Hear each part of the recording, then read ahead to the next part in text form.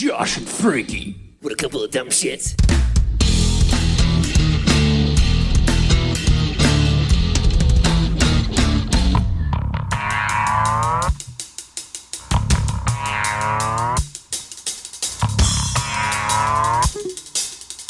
Hello, Primates! You found Primus Tracks. Congratulations! There are many places to find Primus Tracks, including at Primus Tracks on Instagram and Threads.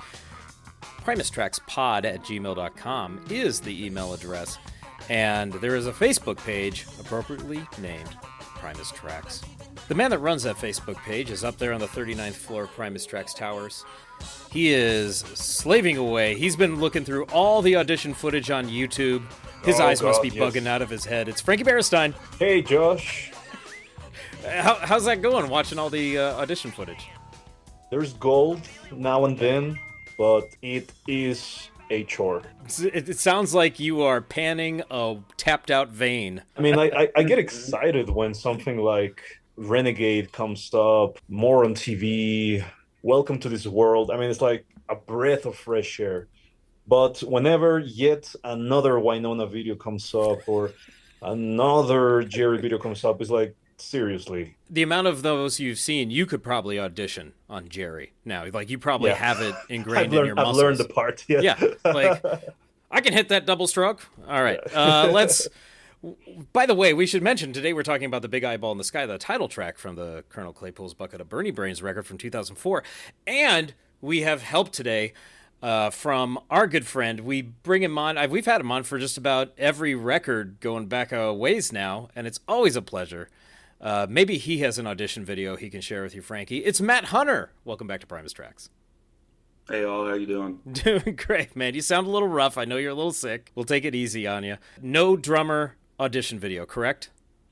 I'm afraid not, and Okay. and I haven't come across any yet that are worth sharing. But if I do, I will certainly broadcast them from the highest mountain. Excellent. Oh, you're watching them too? You're keeping tabs? I've seen some things, but nothing that has really kind of wowed my pants off as of yet. Yeah. Like Frankie said, there's a lot of Muds, a lot of Jerrys, a lot of Winonas, not a lot of Spaghettis or Southbound Pachyderms or things like that. Well, I'm glad you guys are taking this so seriously. I have viewed so few of these videos, and I think it's a product of time, but also a product of I have no desire to watch those. You know, just give me the final four, and I'll watch those. You know, if they do a bracket style or something and whittle it down, I'd watch that. I recall Dream Theater made a pretty interesting documentary about their auditions for a drummer, and I watched that on YouTube. And it was interesting because lots of people were coming in and showing their chops, and it was cool. Even though I'm not a fan of that band, but for some reason I watched that. It would be great if Primus did something like that with the finals. I want to use the term morbid curiosity, and I think that's what it is. Like, I want to see that process, that behind the scenes. I remember Peter Libby was telling us about how Zappa was just absolutely merciless when he was auditioning drummers and other musicians. So I'm guessing Les and Lur are going to be much more kind. But it would be really great to see the finalists, get to jam with them, hear if and how they gel. It'd be kind of fun. You have some miscellaneous debris today. November 29th, so the re-release of Sailing the Seas of Cheese on the Music on CD label. That should be available for order soon. Well, the pre-order is up, but it should be on the shelves anytime soon. And I am eager to get my mitts on a copy. So Music on CD, is that the same people that run Music on Vinyl? Yes. Unfortunately, I think this will be a standard jewel case because when they reissued Miscellaneous Debris, they did it on one of those super jewel cases, which are really beautiful. But now, from what I read, it's going to be a standard jewel case, but we'll know for sure once it's in our hands. The 1991 version of Seas of Cheese has been out of print for some time, or at least difficult to find. So that's, I suppose it's nice to have a refresher for anybody that wants to go out and get it relatively inexpensively. Luckily, my 1991 Seas of Cheese is still in good shape. It doesn't skip after all these years, all these plays, being in different cars. Well, today we're talking about The Big Eyeball in the Sky, track 8 from your record by Colonel Claypool's Bucket of Bernie Braids, also called The Big Eyeball in the Sky. Some might call this the title track. It checks in at 4 minutes and 36 seconds. Of course, all four gentlemen from the band, Les Claypool, Bernie Worrell, Buckethead, and Brain, appear on this track, as well as a guest turn on vocals from Gabby Lala. So this one to me is catchy in a really traditional sense, with the hook, or the chorus, as you will. It's really up-tempo. It certainly has these elements of almost pop sensibilities in a way, but there's still plenty of Bernie Brain's weirdness to it, and so it kind of seesaws between the two. Matt, what attracted you to this track in particular when going back to this record? Probably all the things that you mentioned. This record, right smack dab in like the heat of the Les Claypool jam vehicle period. I think that there's a wide variety of types of tracks on the record. Something like the intro track or this, you could see very much being a traditional song if they played it live, just sticking to the basic structure. And then there's several tracks that you can tell were definitely designed to meander more and jam more in a live setting. I mean, the most extreme example of that obviously being something like Elephant Ghost, but a lot of the other tracks also just kind of, they start in one place and they kind of meander from there. This one definitely has a very distinct like verse chorus structure. Yeah. You know, breaks for solos and things like that. So, and it has always been one of the more accessible songs on the record to me. And I think it is one that, either fortunately or unfortunately, I think it really sadly suffers outside of the context of this specific band. I was really interested in seeing how it was going to be interpreted back in the day when I got the fancy DVD. And when I listened to it on the fancy DVD, it's still really cool, but you could really hear the absence of the space that's filled out by Buckethead and Bernie Worrell when Les Claypool in the verses just kind of hammering on those two notes. Gabby's there, the drums are there, everything else is there, but there's a lot of space that's missing that is occupied by those two other gentlemen of extraordinary power. So, yeah, I think it's one that definitely, it's very much kind of owned and belongs to this specific Claypool-fronted band. And I don't know that it's ever found its best life outside of that context, I think. Now, it's been a long time since I've viewed the fancy DVD, so I am game to revisit that. But you set me up so that I won't be underwhelmed. I already have an expectation. Thank you. Yes. I'm just surprised, Josh, that you found any sort of pop sensibility in this track. Are you sure you're not confusing this song with Eye in the Sky by the Alan Parsons Project? Because I was going to do that all the time. Yeah. Because I was going to say that this track, between the tone that Les is using for his voice and the lyrics and just the overall quirkiness of the instrumentations, to me, this is the most resident thing on the record. It's got this really resident vibe to it. Now that's interesting. Tell us more about that. I kind of want to loop Matt in on this because I assume it has to do with just that foundational bass line, that first of all that slide, yep, yes, and then that really cool bass lick that's underneath the chorus as well, or the hook. What makes it resonance-like for you, Frankie? The tone that Les is using for his voice, which is the really nasal one. Yeah. You know, all the quirky sounds peppered throughout the song and the imagery that is conveyed by the lyrics. I mean, the big eyeball in the sky. What's more resonance than a big eyeball? Oh, sure, of course. And it's right here on your cover art as well. Exactly. So, yeah, seeing a Claypool project with a giant eyeball on it. Makes you think. Okay, so weirdly, there's some... I've never made that connection before, weirdly, but that makes a lot of sense, actually. Yeah, for sure. Do you hear... So now hearing Frankie say he hears resonance in this tune, are you picking up on that now, Matt? I still hear probably more of the pop sensibility. I was definitely going to make a point of talking about, because this song is played on the rainbow bass, which shows up in a big way on this record. The rainbow bass and any fretless bass really always kind of invites those kind of microtonal, dissonant kind of smears that, Claypool tends to, or really anyone that picks up a fretless wants to go and slide up on a note. And so I can definitely see that, but as opposed to something like Hail Santa, which is more like, yeah, where it's really kind of dragging on the tritone. Yeah, the most common Claypool thing ever. So yeah, where that really hammers on the tritone, this is really in those fifths, those octaves that we talk about between the low and high notes that Claypool's always doing on the sixth string, with like...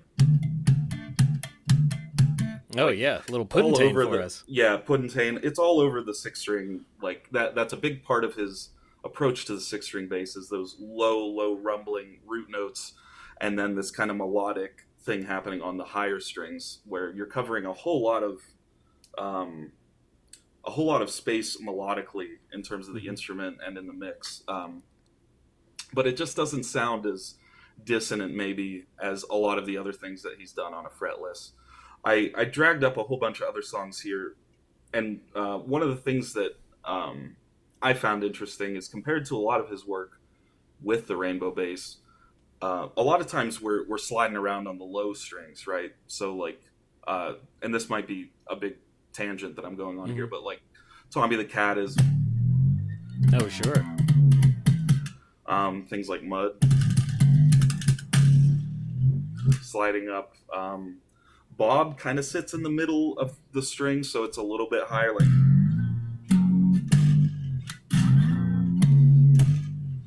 kind of slides in on those middle strings, sort of like Fish On does, like... Oh, yeah. That part. But this is one of the rare songs, other than the only other song I could think of that really does...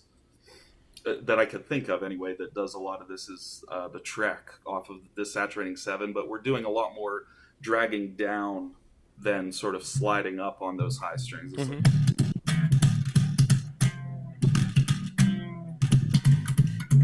As opposed to, there's not a lot of songs that I could think of with the Rainbow where we're starting on those high strings and then just sliding all the way up. And it's a really exaggerated slide too. Yeah, very exaggerated, and it's actually a huge part of the melodic framework of the song. It's really prominently featured throughout the whole thing. And so there is definitely an element of dissonance to that, but as opposed to if we were doing like the tritone kind of format as opposed to fifth, I get a lot more resonance vibe the more dissonant and the more kind of abstract it goes. So I can see, I think there's a good mix of the two, and I think that that's maybe why I gravitate towards this song on this record a lot. Is because I feel like it finds a good balance there, where it's not quite as obtuse and maybe abstract as some of the other material. There's a little bit more to latch onto if you're, as a gateway to the record. I would say this and Buckethead are maybe Ignorance is Bliss are like some of the more accessible tracks on the record.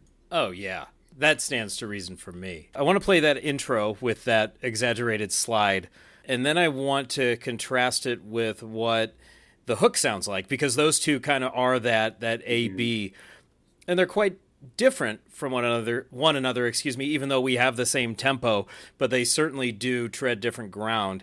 And I'd love to hear too what he's playing underneath that hook.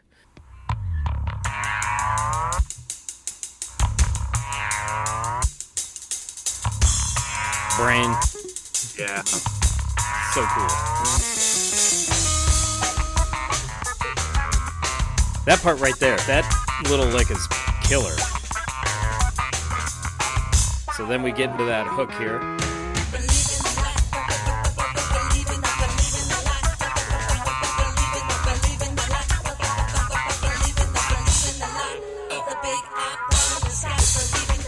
So they've established this tempo, and it's really up tempo and it's driving, but we have this really Bernie and Bucket are around the fringes. Even early in the tune, you barely hear them, and then they come around the edges later. But it's really Les and Brain driving this thing. So what's Les doing underneath that hook? It's a really funky line.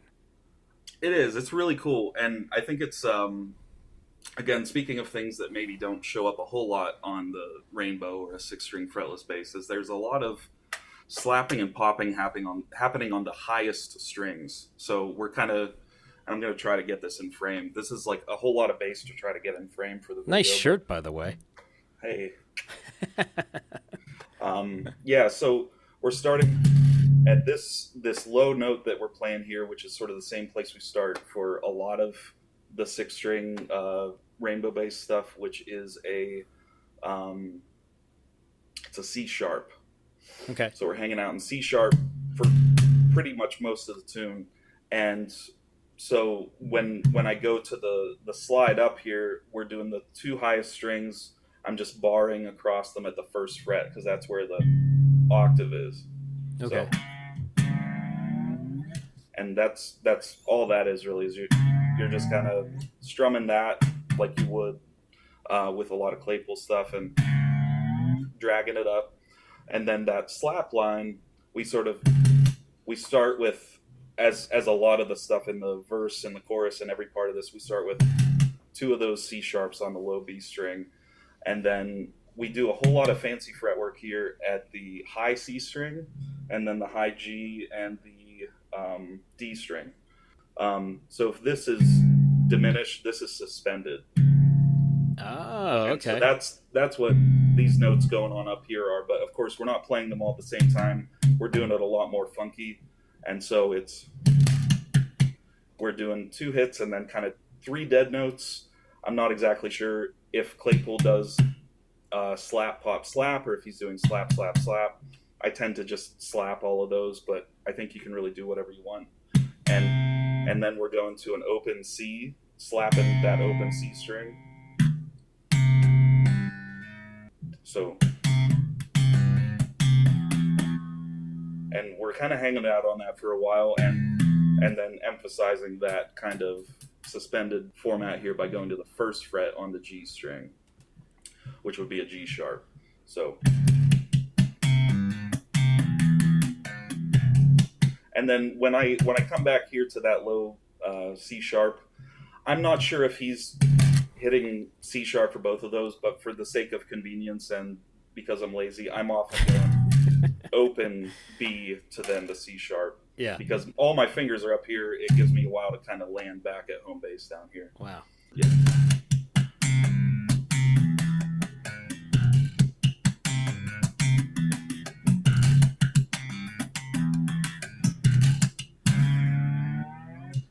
Wow.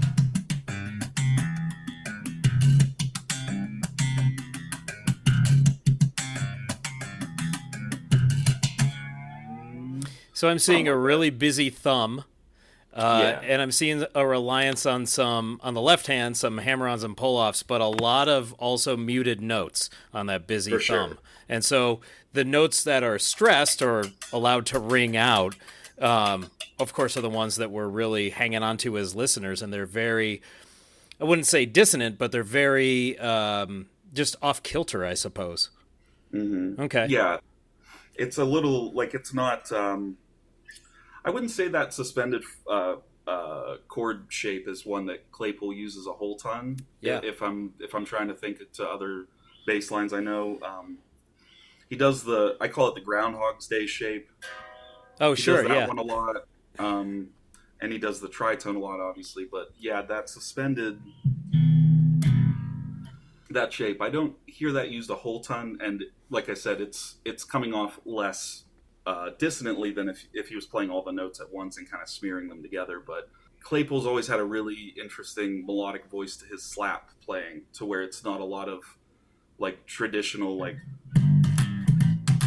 a lot of octaves and things that you would hear in a lot of, very traditional slap playing.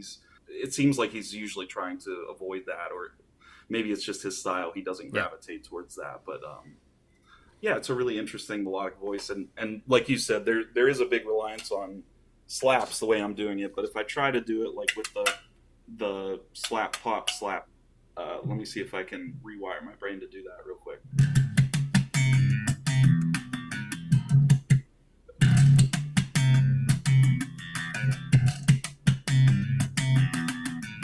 That's what it sounds like to me that he's probably doing. Yeah. But I learned it the one way first, and You know how it is. I have a hard time rewiring my brain to make it easier for myself. Yeah.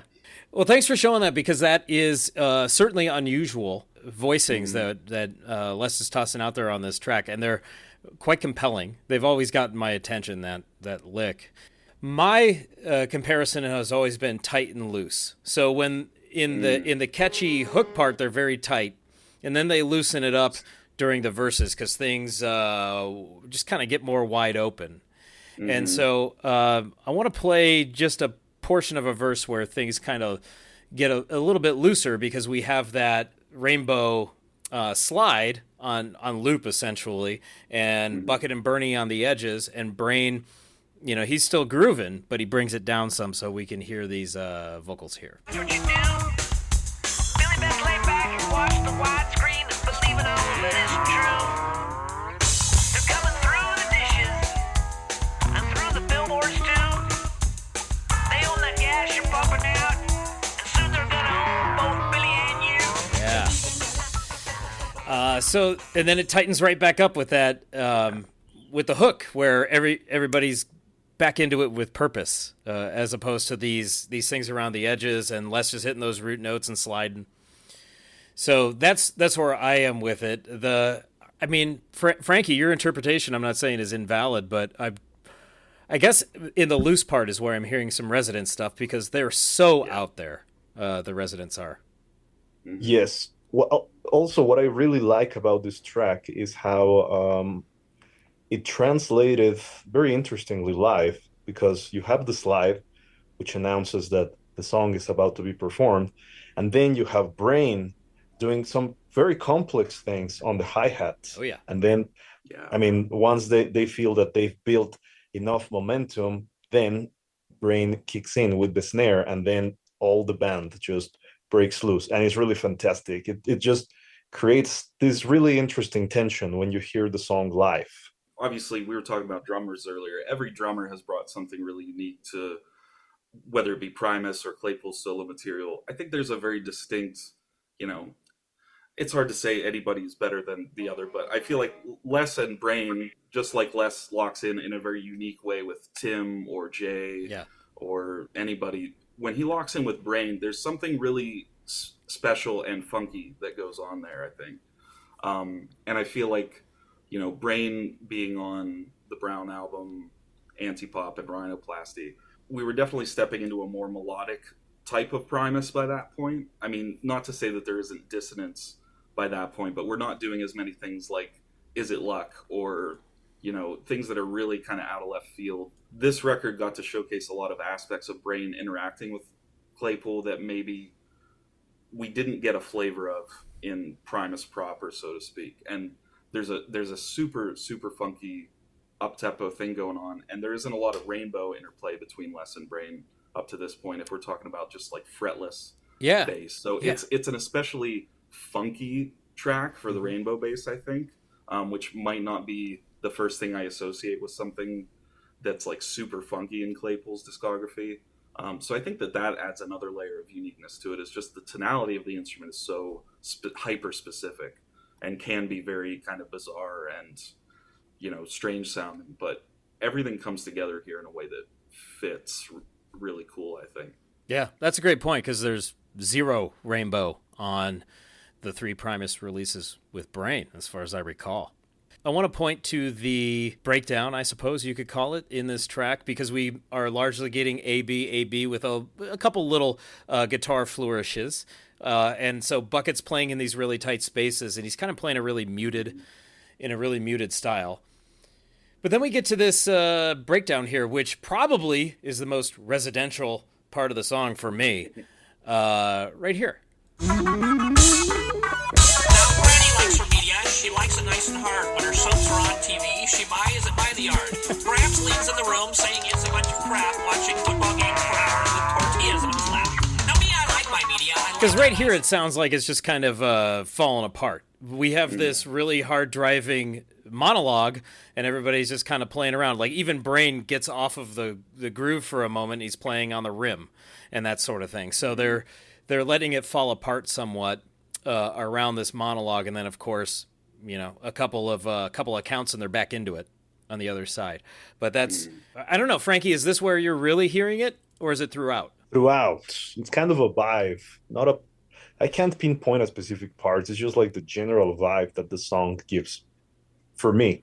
By the way, The Big Eyeball in the Sky was performed 14 times during the Bucket of Bernie Brains tour.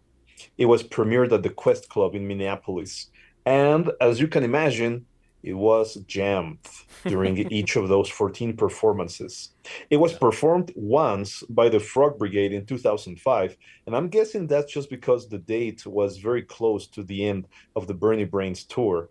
And then it became a fancy band semi-frequent number throughout 2005, 2006, and 2007, with the last performance to date of the song taking place in San Diego at 4th and B. Like Matt mentioned, yes, there is a considerable difference between the Bernie Brains original version, as we could say, and the way that it was reinterpreted by the fancy band on later dates. Not only was it adapted to the musicians that Les had at the time, but also I think it became a bit more loose. So when you heard the live versions on the Bucket of Bernie Brains tour, you knew where they were going to jam, and you could kind of anticipate a little what they were going to do with the song. But with these fancy versions, it was, I mean, anything could happen, and I guess that's part of the nature of the fancy band. So if you take a look at your fancy DVD once again, you might be pleasantly surprised by the performance. I do have to say, if you hear some of those Bernie Brains versions, of which we're going to sample a few tonight, sometimes the track could go over the 15-minute mark. Wow. Wow, yeah. Gee whiz. Now, and Gabby joined them for every iteration of this track live, is that true? Gabby was there, yes, because she did the backing vocals. Yep, and she, of course, was opening the shows, and then would rejoin. And then would rejoin for Eyeball, among other things. Okay. I don't think it's a song Les would do again without Gabby, because her absence in the backing vocals would make the song feel very empty, right? Yeah, and I'm remiss in pointing that out, that the inclusion of Gabby really, I think, does take it to another level, especially in that hook, of course. And near the end, she provides some vocal harmonies. But during that chorus, like, her voice is just so well suited for that kind of staccato, and state, performing that with less. So it's a really nice push pull on the vocals there with that hook. And I think that's what also really makes it catchy, is her presence. So thank you for reminding me of that. So I think Josh, it's the Believe in the Live refrain, which is very Residence-like for me. I think maybe some of these lyrics are residential for you then, Frankie. We should look at them. And before we take a look at the lyrics, I just wanted to highlight that I also enjoy near the end of the track how the slides become a little more frantic and more aggressive. Mm-hmm. Oh, yeah. Yeah, the way in which they really augment the hook as they repeat it over and over at the end, of course, leads to a wonderful crescendo. Then they're out. And there's a lot of really fun vocalizations there at the end too. Like Gabby gets really high pitched. Les is in the background doing that "believe in the lie," that kind of thing. There's a lot of fun stuff happening there, for sure. And that's like just one of my favorite things on this record is these guys. When they just let it go, in the last 16 bars or something, it makes you want more. And I think that's a sign of a pretty effectively structured and written tune. There's something I heard once about Cream. This is kind of a weird aside, but like Cream, Clapton, Ginger Baker, and Jack Bruce. For all the old people out there, supergroup from the 60s. And someone said that basically you could listen to Cream live and it was like all three of them were soloing at the same time, basically. But there was something about the chemistry of them where it didn't sound like three people that were on different pages and just egotistically doing their own thing. It all kind of meshed in a really unique and beautiful way. And I feel like that kind of applies a little bit to, many bands that Claypool has been in, but what you were describing, Josh, where sometimes it feels like it's going off the rails and it feels like everybody's doing something completely different, but it still feels like something that unique and like cohesive is going on. Yeah. And that's, I think, really, that takes a really special chemistry between musicians to make that work, because I think it usually very much does not work.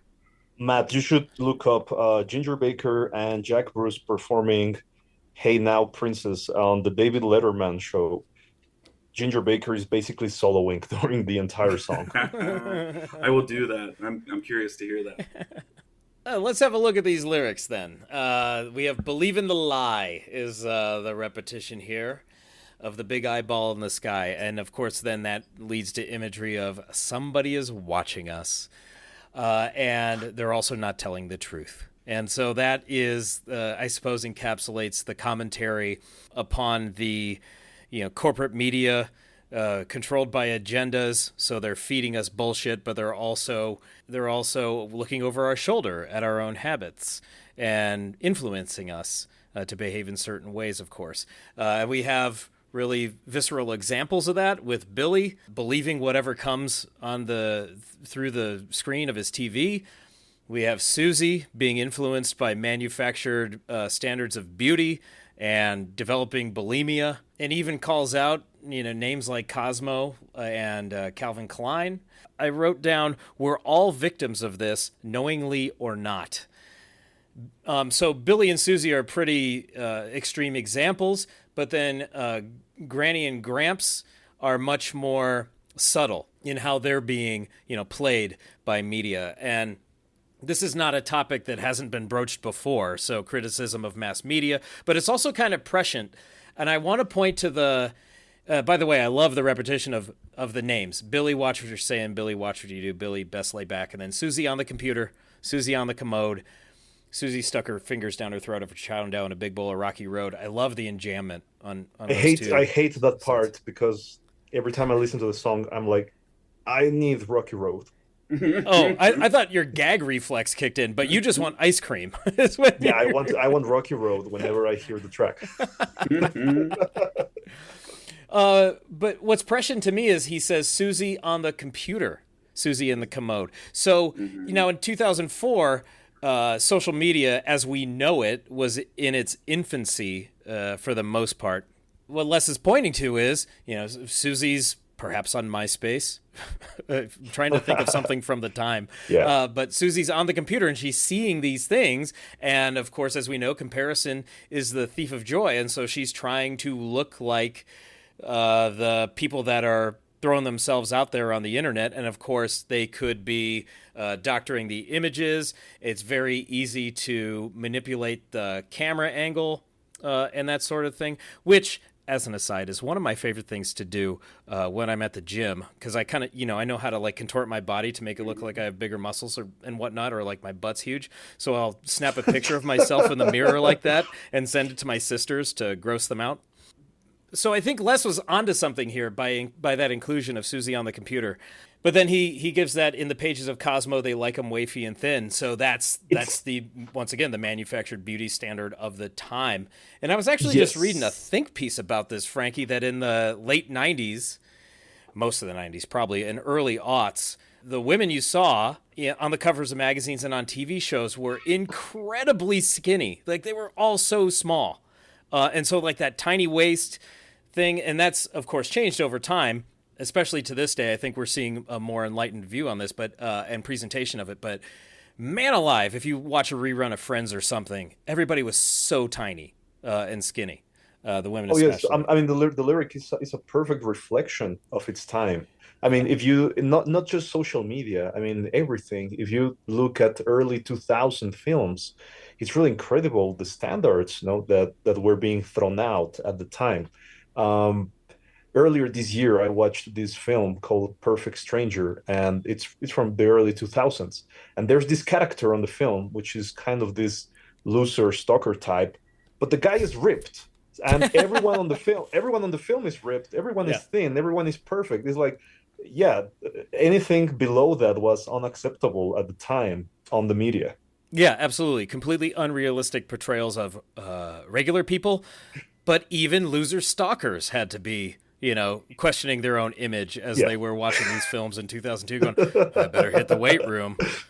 The way that Liz calls out Calvin Klein, it just makes me think about Mugatu. Is Calvin Klein this kind of Mugatu character? That's why Liz chose him in particular? It's a good question. I think it's an alliterative name, Calvin Klein, and it kind of rolls off the tongue. And I think he was just pulling a fashion name out of the air that he could use there. So that's a good. I mean, he could have said, "Wouldn't it be nice if Tommy Hilfiger helped Susie?" It just doesn't flow right? Or Giorgio Armani or Versace. Throwing options at the wall to see which ones will stick. That is part of Les Claypool's dictionary. Yeah, we've heard that before. That one's not unusual. I know it's funny to hear that in a lyric too. You go, "Oh man, he's using his own idioms now in the friggin' lyrics." That's cliche. Yeah, I've written down that's his favorite idiom for sure. Yeah, and I like it nice and thick is only there to serve the rhyme, so he can throw that idiom in, right? That's the only reason it's there. And I think the line "American TV is owned by Pepsi and by Coke" could be a reference to the cola wars of the 80s, right? And he's using this like a literary vehicle to convey that even when you have the illusion of choice that you could pick two, in the end, there's no choice at all, right? Right. And I think you're right about that. There is no choice. Our TV system or our mass media system is owned by the advertisers, and I'm using "owned" with air quotes, but they're the ones that essentially own it by buying ad slots and then pushing an agenda and how things are presented and so on. And so we're beholden to these advertisers. And you're right, we don't truly have a choice, and that's the illusion, and that's the lie of the big eyeball.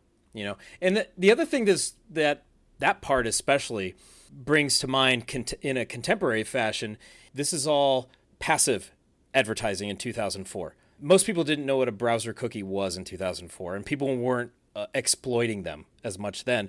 20 years later, your browsing history is out there. And so now you're getting targeted ads on the websites that you visit. And so it's much more insidious. It's, of course, creepy and strange. It is not creepy if it gets me closer to Rocky Road. You're gonna see plenty of those popping up now. Yes, my buddy. It's going to happen. My takeaway and what I want to say to everybody is, get yourself a private browser or at least an ad blocker, so you don't have to deal with this. Nobody's looking at your individual browsing data, but you also are just a statistic and just another, piggy bank to be marketed to. And that's, I think, what Les is getting at here too. So there's some layers, right? We're being lied to. Advertising is controlling our lives. And now I would say it's even more amplified. And now we're going to take an ad break for NordVPN. For $9.99 a month, you too can surf privately on the web. Enter the code PrimusTracks at checkout to save 15%. Off of nothing. I really wish they would sponsor us now, just for the irony. Yeah. That would be great, yeah. That would tie everything together. I really like this pair of couplets for some reason. Granny likes her media. She likes it nice and hard. I don't know why that's so funny to me. I think I do know why it's so funny to me. Tortillas on his lap is also a fantastic line. Yeah.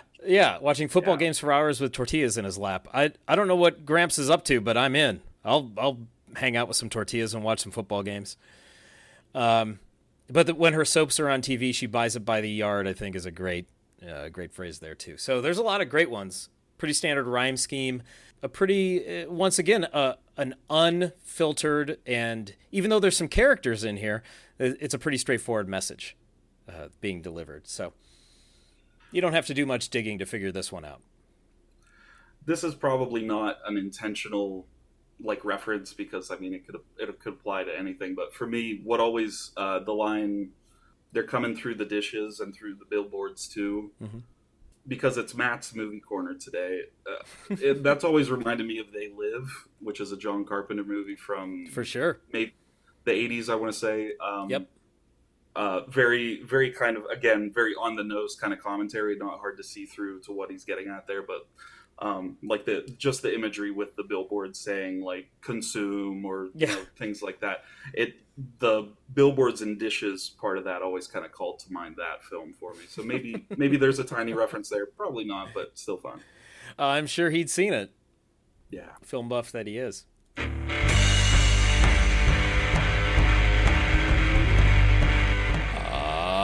Yes, that beautiful tune could only mean one thing. It's time for Primate's Takes. If you would like your opinion about the track up for discussion read right here on the podcast, all you have to do is go to patreon.com/Primus Tracks.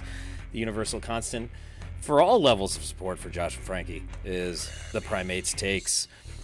Let's hear what our primates have to say today. Eric in Australia will start us off. I will say I posted this a while ago, and I think it got caught up in the holiday traffic, so we only have a few today. Eric in Australia says, "This feels a more together track overall. I suppose I mean more Claypool. I've never really liked the Believe in the Lie refrain, but I do enjoy the vocal and lyrical delivery." Gotta tell you, that Eric is a tough customer, Frankie. We're hardest on the things that we love, I think. Yeah, you bet. Anthony Del Preet, go Bills, says, "The 6-string fretless bass once again is a winner here. Gabby adds a nice touch on vocals to give the song an extra layer of creepy." I never really read creepy out of that. But that's Josh, that's not Anthony. "Love the bouncy bass line, which seems to work nicely in opposition to the dark subject matter, a la Tragedies a Comin'." That's an interesting parallel. And Brooks, "What you gonna do about it, Delight," Frankie, says, "Eyeball is weird, quirky, funky, and all around Claypool. The rainbow sounds so buttery, and the vocal delivery perfectly blends Les and Gabby's voices. Plus, so many great brain moments in this one. It's a fantastic track." That's it. Let's shut up now. Without fail, Brooks has broken it down in 31 words. And recording. We're at well above 31 minutes. We're done. Good night, everybody. Thank you, Primates, for your takes.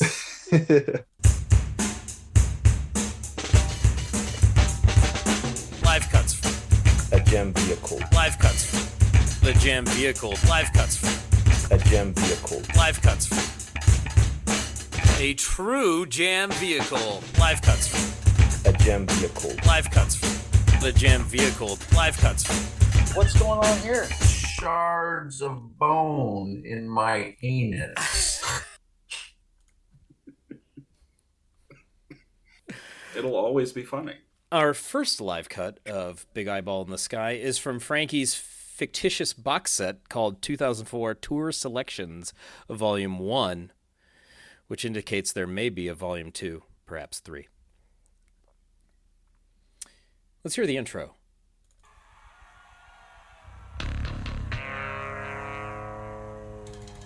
Now that's exaggerated. I done fooled you there, boy.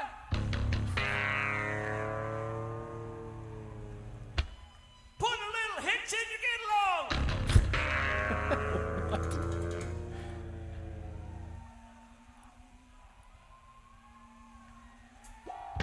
Oh, I thought he was going to say something there. What?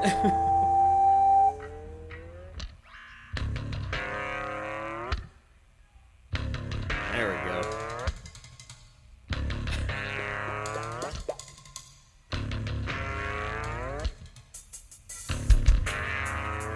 Oh yeah, now we're getting into it.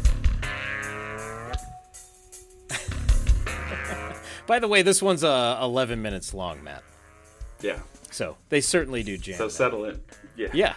Let's go ahead and about the 6-minute mark, see what's cooking there. Ooh, we're jamming now.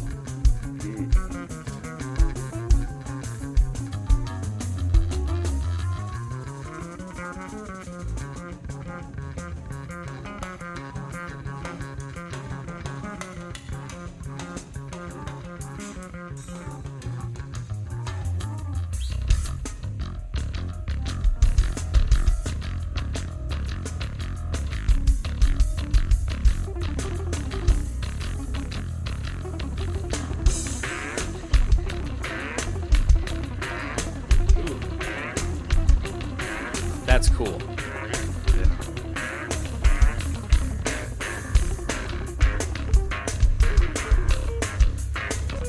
Yeah, I like how Brain dropped out there into the halftime feel. There's lots of tastiness happening in the middle there. That was a fun little jammy thing. Let's hear it about the 8.5 minute mark, Frankie. Once again, no metadata for date and location.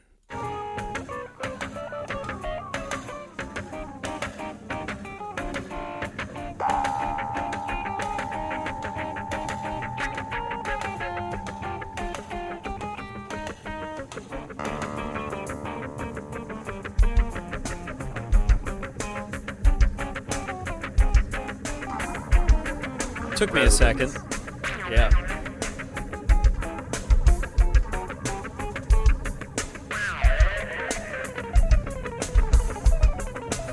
Bucket.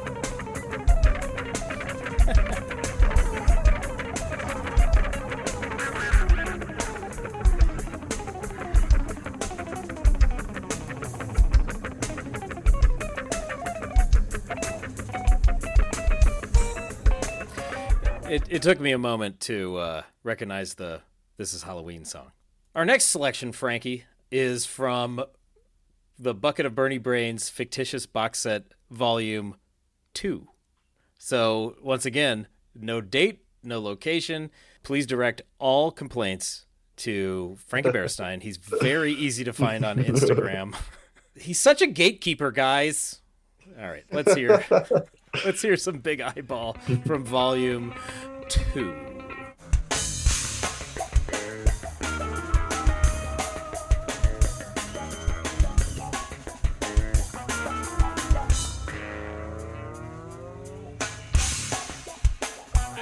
Hang on, whoa. There's a man down here in the front row who's determined to flip me off through the whole show. Oh, jeez. So I have to ask you, my friend, does that mean you want to fuck me or you want to fight me? Which is it going to be? You want to fuck me? Okay, well, I'm a pitcher, not a catcher. So get on up here and spread your cheeks, my good man. And I'll slam you like you've never been slammed before.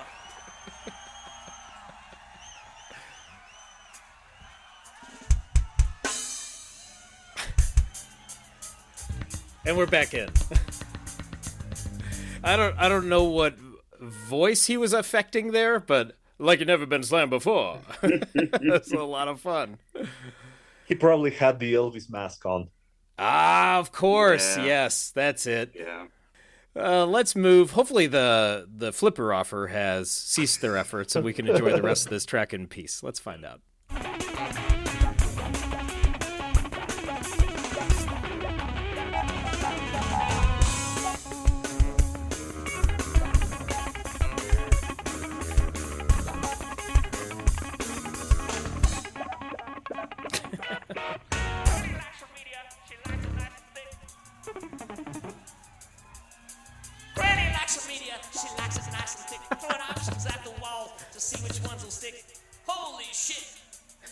He messed up. One more time. Granny likes her media. She likes it nice and hard. When the soaps are on TV, she buys it by the yard.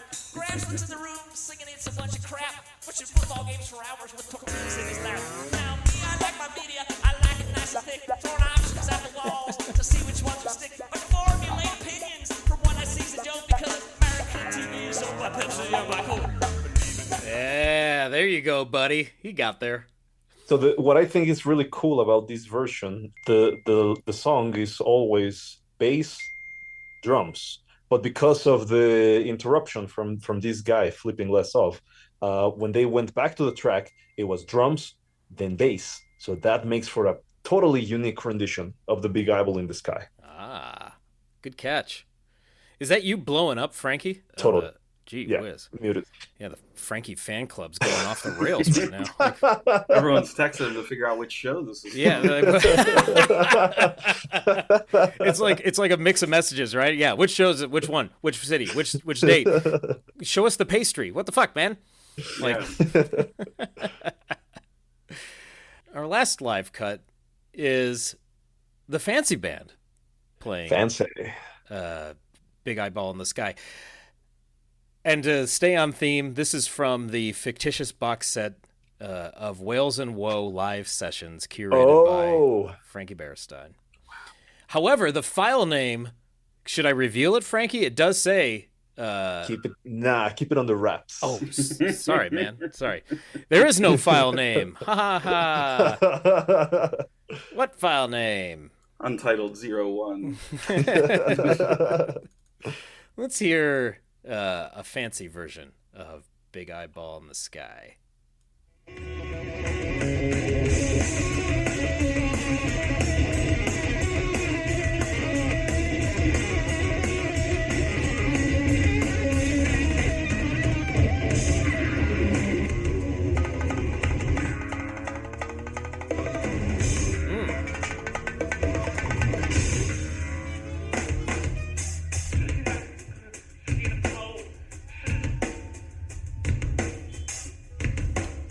The hell happened?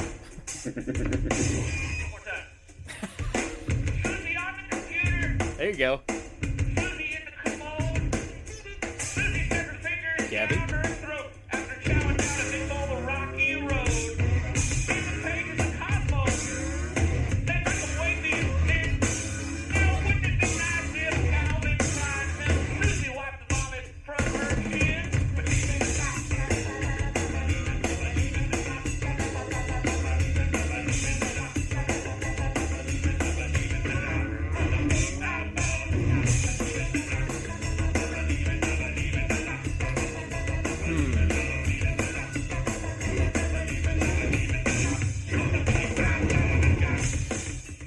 I think I agree with you, Matt. I think that was pretty cool.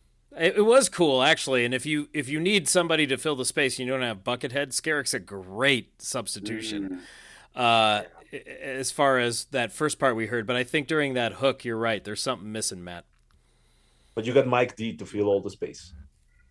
Mike D is a worthy candidate for filling space. Was that him on percussion? Yes. Yeah, so that was Paul great. Baldi, Mike Dillon, Skerrick, and Gabby. Yep, yeah. So it's not just limited to Bernie Brains, as many of these tracks have been so far. Fascinating. I'm also gonna take the moment to be the weird bass historian nerd here and like mourner of the loss of various six-stringed instruments. I believe this record marks the last time to date that the rainbow has been used on a Claypool solo record. Number one. Yeah. And I also believe that it was the last. I mean, Animals. The gap from Animals to Desaturating 7 was how long the rainbow had been absent from Primus, and I think Desaturating 7 from solo or Primus on has been the only time that Rainbow has come back in however many years. Was it close to 20 or whatever it is? So the Rainbow, that an endangered beast that only shows up in rare occasions when Soya makes a really good case for it. Yeah, or just packs it into the road gear. Yeah, or into the studio against the wishes of its owner. Which he has done before. maybe this new Primus drummer, to be determined, will spark a renewed love affair with a fretless 6-string bass of any kind. It'll be the Pachyderm. But hey, as long as there's some 6-string showing up here and there, I'm a happy camper. Yeah, there you go. I guess I can say this: Big Eyeball in the Sky. Stop looking over my shoulder. You've been tracked. Next time, Frankie, we're going to hunt a mythical animal. Oh, I'm quite a cryptozoology aficionado. It's a good thing we have an in-house expert for this. I'm really excited. Matt Hunter, thank you so much for joining us for Big Eyeball in the Sky, breaking down the bass, and just talking shop with us, man. It's always great to have you. It's always a lot of fun to be here. I appreciate you having me back. You bet. Thanks for braving your illness and your time zone. Thanks again, Matt. Primates, primatrons, people of Earth. Thank you all so much for listening. We'll see you next time. Later days. With a maze.